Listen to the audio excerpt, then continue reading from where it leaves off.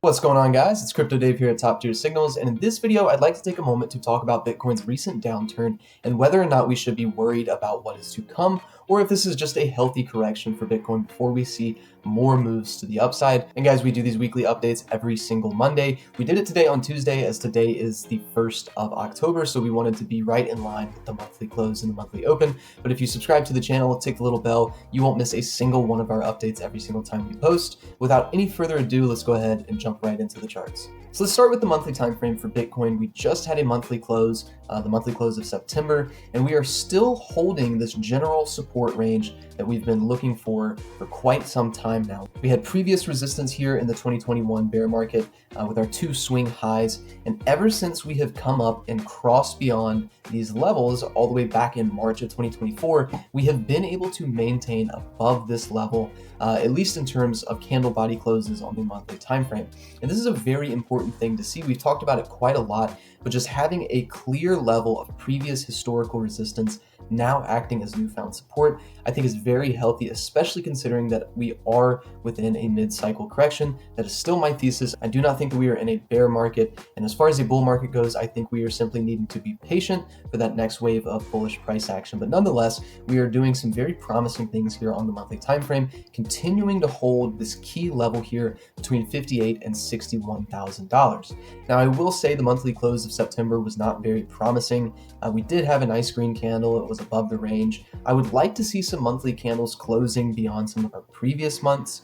I would really like to see that close extend as far back as our May and June levels, especially our levels from March and April. I think if we can get a candle body close, a monthly candle body close above this sort of $71.5 thousand level, that is going to be an extremely crucial bullish confirmation on a high time frame that Bitcoin is ready to resume this bull market. Until that happens, I do think that we are still subject to a lot of chop. I think that we are currently going to enter into another choppy period after having a couple weeks of upside.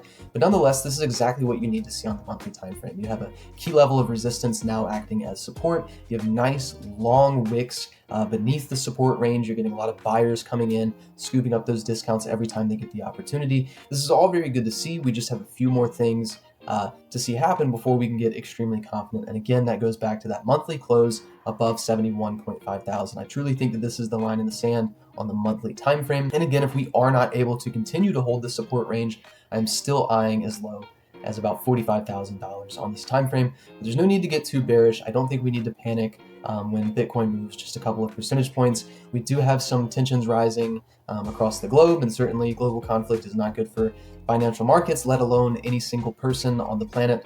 But I digress. Either way, the monthly time frame is still looking solid. I think there is more room to grow, but we are doing just fine on the monthly time frame. There is no need to panic. Taking a closer look now at the daily time frame, again, the biggest thing that we have to note are some of these major exponential moving averages that we have here on the daily time frame. We had a very nice cross of the 21 EMA, now trading above the 50 EMA. That would be the green line moving above the red line. We've noted this cloud for quite some time. It's going to be a very nice representation of the strength and direction of the trend. And for the last few months, we have been very choppy. We've been getting bullish crosses, bearish crosses. We've seen some brief support, brief resistance. But what we need to see, similar to what we saw in the beginning stages of this bull market, is that this EMA cloud can expand a little bit. We get the 21 well above the 50, and every time price comes back down into this general range, we see some support come in, we set in those higher lows, and we resume that uptrend. We have a clear indication here from the end of 2023 all the way through to the spring of 2024 that price action was extremely bullish. We need to see this type of price action again. So we've already gotten the bullish cross. That's step one. Now the next step is, now that we are testing this range again, and we talked about this last week, we need to see buyers coming in and establishing newfound support at the EMA cloud. And we can also throw in the 200 daily EMA, which is a nice longer term moving average that we have since flipped bullish as well. We've also gotten the 21 and the 50 crossing back above. So it's generally good when you have those shorter term moving averages trading above the longer term moving averages. And when those moving averages get tested, they are acting as support. So we could very well be in the process of doing this right now. We stuck in a nice higher high in terms of higher time frame movements. Our market structure is now bullish in terms of the last couple of weeks to months. And so Again, I don't think there's any reason to panic. I think things are looking just fine, but we need to be able to find some significant strength. We need to see some bullish follow through on this pullback opportunity, because otherwise we are simply going to be in for some more chop. I mean, you guys can see really since the spring of this year, we've crossed over these moving averages, we've found some temporary support, we didn't get any bullish follow through, and we were moving ultimately lower and lower, even though it was a large sideways channel. We were setting in lower lows and lower highs.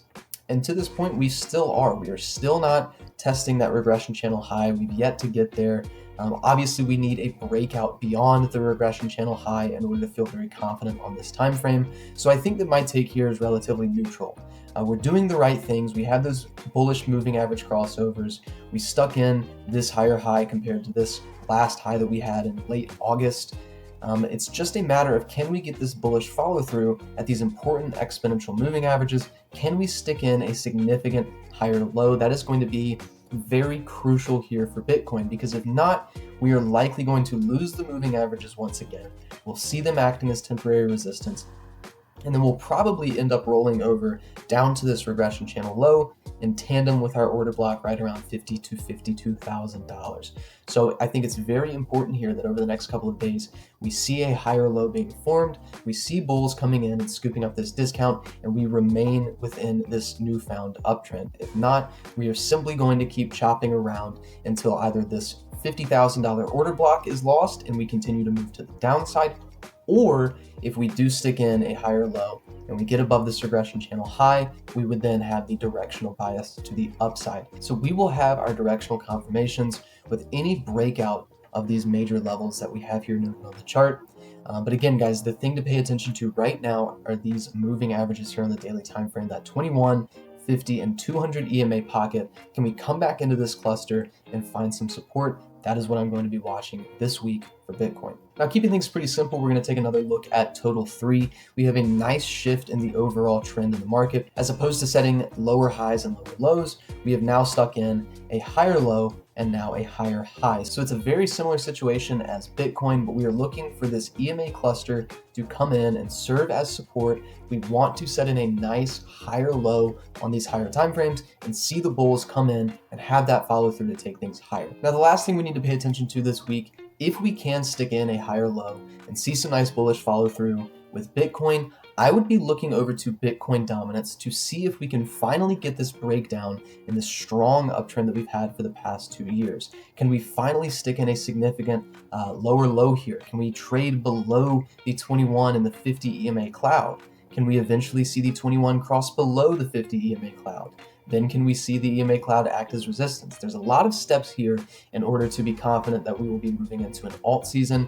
It is my thesis that Bitcoin is in a mid-cycle correction and altcoins are in more of a reaccumulation period. But again, we're going to be looking for this breakdown in the overall trend. We do not have it yet, and it's important not to jump the gun, but we know exactly what we need to look for. 3 steps here to watching Bitcoin dominance break down and alts ultimately take over. And I think that this is a more likely scenario if we do in fact get Bitcoin setting in a higher low right now. If not, I probably see Bitcoin continuing to soak up market dominance until we can get back into price discovery. So this is going to be a very crucial week for Bitcoin. I think it's going to determine very easily whether or not we are in for some more extensive correction, or if we are ready to break out and enter that price discovery and enter that second wave of the bull market that everybody has been excited for quite some time now.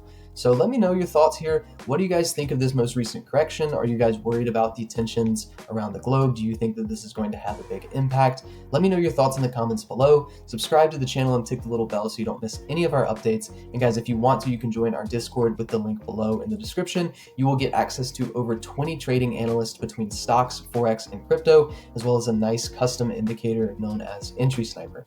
But anyways, guys, until the next video, I will catch you all in the Discord. Peace.